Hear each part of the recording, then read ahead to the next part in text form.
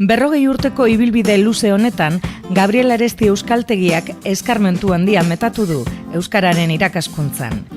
Ikas material hauetan, euskara ahoz zein idatziz lantzeko ariketa sorta handia bildu dugu, euskaratik sortuak.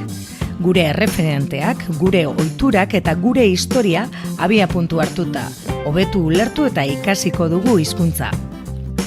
Oso pozik egon naiz ikastaro luzeak egiten. Luzeak esan nahi dut trinkoak egiten. Nabaritzen delako askoz errezago ikasten duzuna. Eta prozesu hori nola hobetzen direla. Hori ikusten da oso argi trinkoetan.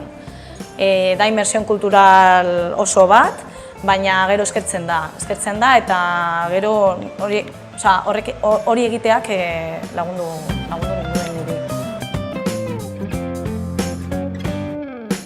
Taldeka ikasten da euskara gure euskaltegian, baina ikasle bakoitzaren ikasketa prozesuaren segimendua egiten dugu, gehien komeni zaizkion erritmo eta teknikak zehazteko.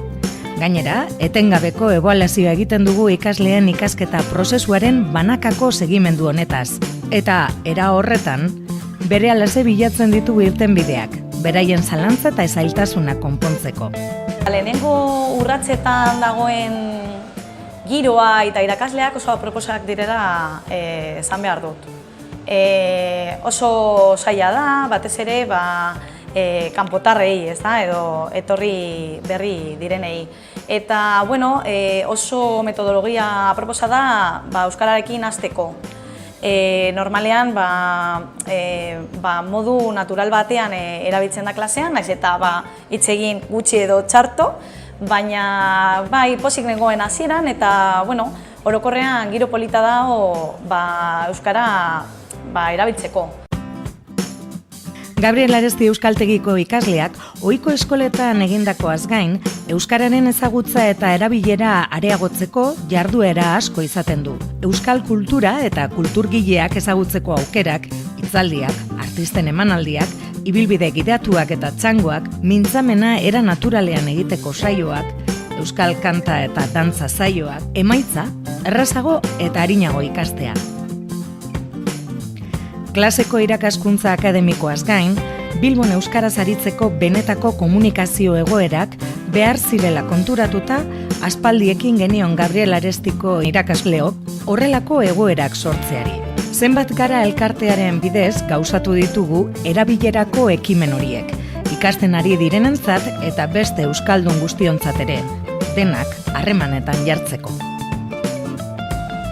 Kafe Antzokia dugu horren adibide ezagunena. Euskaldunontzat plaza eta arnasgunea, Bilboko kultura eta aisialdirako erreferentzia. Baina bestelako ekimenak ere garatu ditugu azken urteotan. Barnetegiak eta egonaldiak egiteko bakaikuko etxea, jaietan harremanak euskaraz egiteko algara konpartza, aurrentzako kurkulusetan umegunea, gazteentzako gazteolaren kampus eta udalekoak, Bilbo hiria irrati euskalduna, erroa argitaletzea. Gabriel Aresti, 40 urtez, euskaltegia baino gehiago.